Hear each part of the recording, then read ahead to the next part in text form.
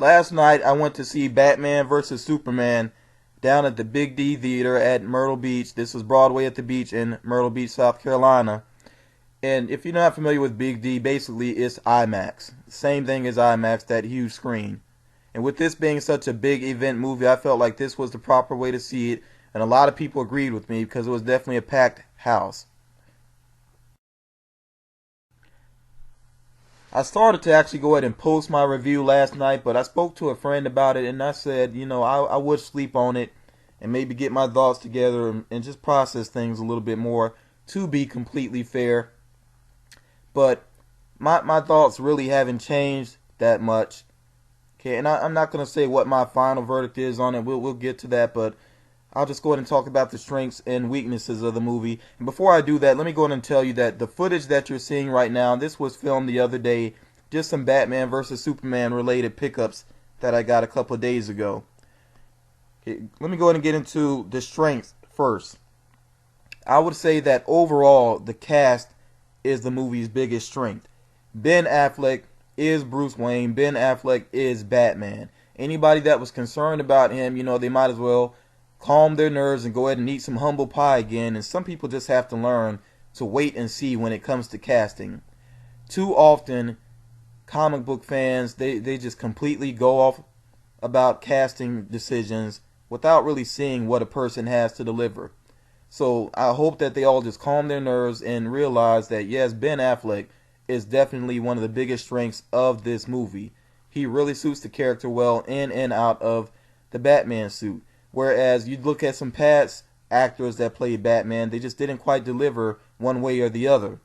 Even Christian Bale admitted that he wasn't completely happy with his performance in the Dark Knight trilogy. Even though I think overall he did a good job, but there were some rough areas there. Moving on though, as far as the cast, again, Jeremy Irons as Alfred, thank God. We finally got an Alfred that I could really get on board with. Because making that comparison again to the Dark Knight trilogy, I have nothing against Michael Caine.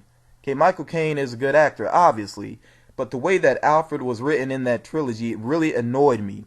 There was too much of him back and forth, just back and forth. One moment he supports Bruce Wayne, the next moment he's basically talking down to him like a child. And I know that he was his father figure, but still, it just felt too wishy-washy to me, like he's just back and forth on whether or not he actually supported the idea of Batman. So by the time they got to The Dark Knight Rises and Alfred was just fed up and he left for a while, I was like, thank God. I was just tired of his energy just kind of dragging the movie down. And again, that's not Michael Caine directly, that's just the way that Alfred was written. I just was not a fan of it. But Jeremy Irons is great as Alfred, and also he brings some levity to the movie, which this movie really needed. There was not enough of that in Man of Steel, and I actually like Man of Steel a lot more than some people, but I will admit that it did not have enough humor within it. This movie still doesn't have quite enough humor to it, but there is more though than Man of Steel, definitely, and that's partly thanks to Jeremy Irons, also partly thanks to Lawrence Fishburne, who gets some great lines as well. Gal Gadot as Wonder Woman, again, that was another casting choice that a lot of people were concerned about, but she delivers with what she's given. She's not given a whole lot to do here, but I think she really does carry herself the way that you would imagine Wonder Woman would. And I'm looking forward to her solo movie. I think it's a smart move that the next DC movie, of course, after Suicide Squad, will be that Wonder Woman solo movie. So yeah, I'm looking forward to that. Despite some of my feelings about this particular movie, I'm still looking forward to her movie. Jesse Eisenberg, again, another casting choice that a lot of people were concerned about. I will say that some of those concerns were a little bit warranted, but overall, he's another actor that does pretty well with what he is given. Now, don't get me wrong, there are still some cringe-worthy moments there with his character. For example, I know when we watched the trailers, we all probably were like, oh my God, when he delivered that line, the red capes are coming. That was just not a great line. But again, the majority of what he does in this movie, just acting with what he is given, I think he does a pretty decent job.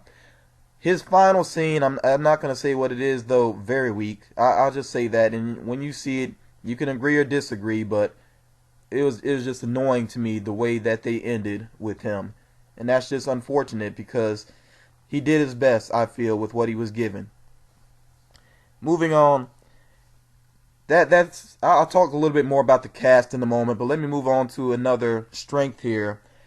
The characters to me, Batman, Superman, Wonder Woman, that DC trilogy, in costume, I think they look the way that the characters should look. You know, I think they really look great together. Batman in both of his costumes, you know, his regular costume and then the armored up Batman, they look great. Superman costume, I really can't tell exactly what changes they may have made to the costume, if they made any changes at all, but it's a good looking costume, and Wonder Woman definitely is on point as well. So they look the way that these characters should look when they're brought to life. Also with Batman, the Batmobile, the new Batmobile, I like the design of it. I think that looks great as well, and the Batcave is really on point too. It's been a while since we had a Batcave to me that actually really felt like the way the Batcave should. Probably going all the way back to Michael Keaton's Batman. It's been a while since we had a really great Batcave, so to me it just suited the character. And I know that sounds like I'm reaching for a positive, and maybe I am, because there are a lot of weaknesses in this movie, and I might as well go in and get to them. First of all, and I hate to say this, but I have to be real here, the best moments are in the trailer. And when you see it, I mean, you may disagree with me, but I didn't feel that there were any great surprises within the movie. The best moments to me definitely were in the trailer. That's all there is to it as far as I'm concerned. Also, Superman, Henry Cavill, I liked him overall in Man of Steel. I did feel like he was kind of stiff, like his acting style is maybe a little too rigid. He kind of reminds me of like Keanu Reeves when he was younger. I think Keanu Reeves has stepped up as an actor, is a little bit looser. But Henry Cavill is just maybe too rigid as Superman and as Clark, which is unfortunate. And also, Superman's portrayal in this movie and the way that he is written, really, it's almost insulting. Superman is not just about his strength, his ability to fly, his heat vision, his x-ray vision, all these things. That's not what he's all about. Along with those things, he's supposed to be very intelligent. If you've ever read the All-Star Superman comics, then you know Superman is supposed to be also highly intelligent. In this movie, just to be blunt about it, Superman comes off looking like an idiot at times. He makes some stupid moves. And there are some things that he overlooks that you just feel like Superman should not miss these things. It just shouldn't happen. So, yeah, that's almost insulting to the character to me, the way that some of the decisions he makes are showed here in this movie. It just doesn't make sense to me. And that's something they really should have worked out in the script. He just comes across looking bad overall to me, and that's very unfortunate because I like the character a lot more now than I did when I was younger. I used to not like Superman at all. I just felt like he was an overpowered character. And to a certain extent, I still feel that way, but I have grown to like the character a lot more, and it really is thanks to comics like All-Star Superman. And they maybe should have drawn some more from those comics with his portrayal in this movie.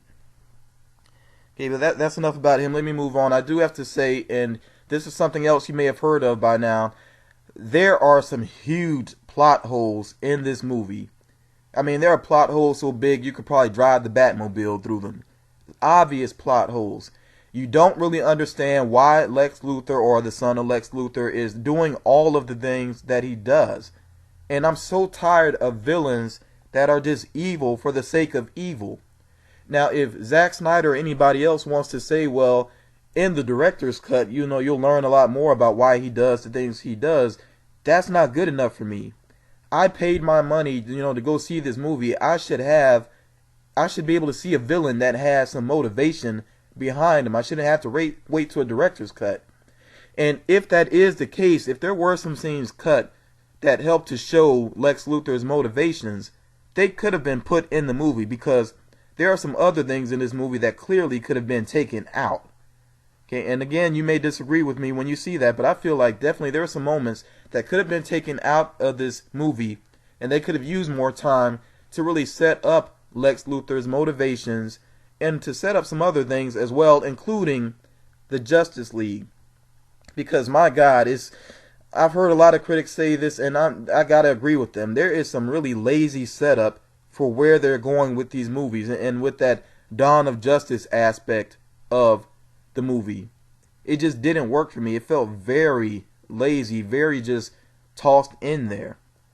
And even towards the end, there's a line, and again, this is not anything against Ben Affleck because I think he's awesome in this movie, but there's a line or two that he has to deliver towards the end, and I'm just like, ugh, like it's just so lazy and just not interesting and just maybe too on the nose. Maybe that was the problem, just too on the nose. Like, yeah, this is where we're going with the future.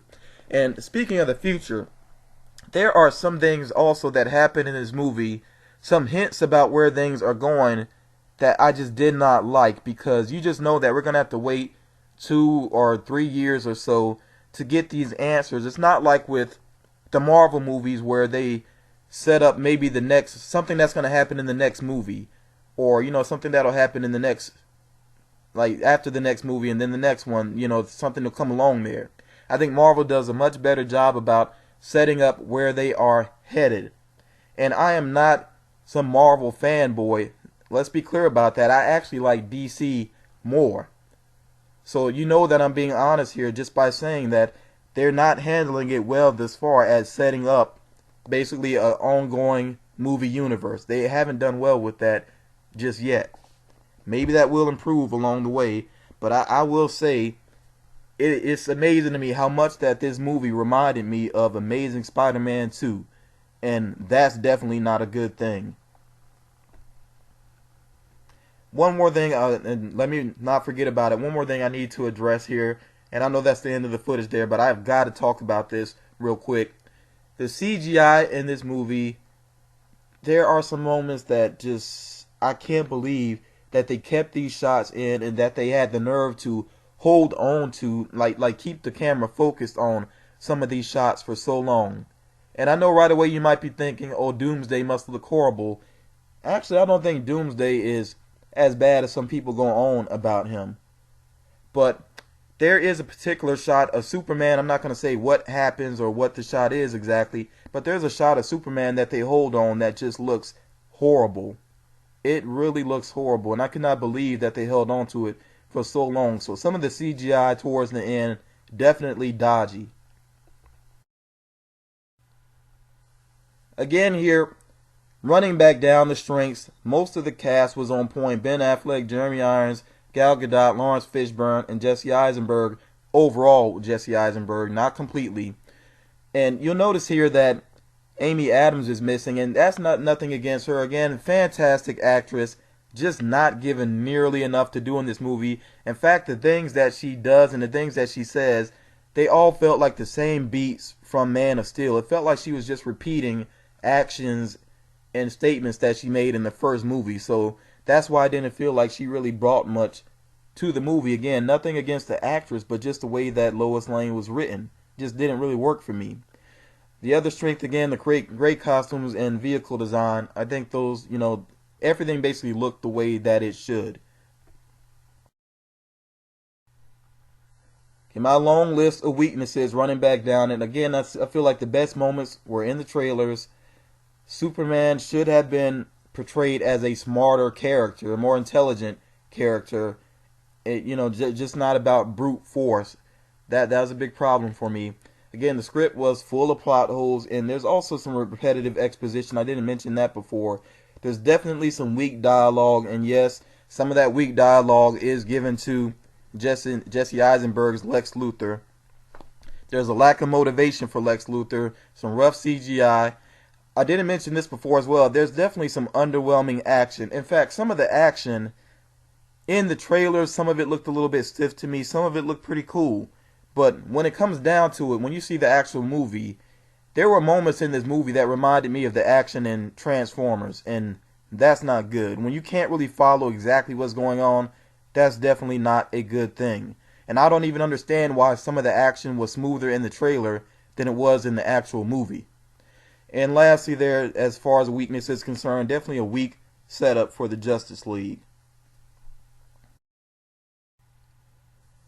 So my final verdict, and I'm sorry that this video is going on for so long, but I just had a lot that I wanted to say about this. And like I said, I really slept on it. I really put a lot of thought into this. This is not me just flying off the handle here, but my final verdict is I felt like this movie was a disappointment overall. I hate to say it. I can't even believe I'm saying it.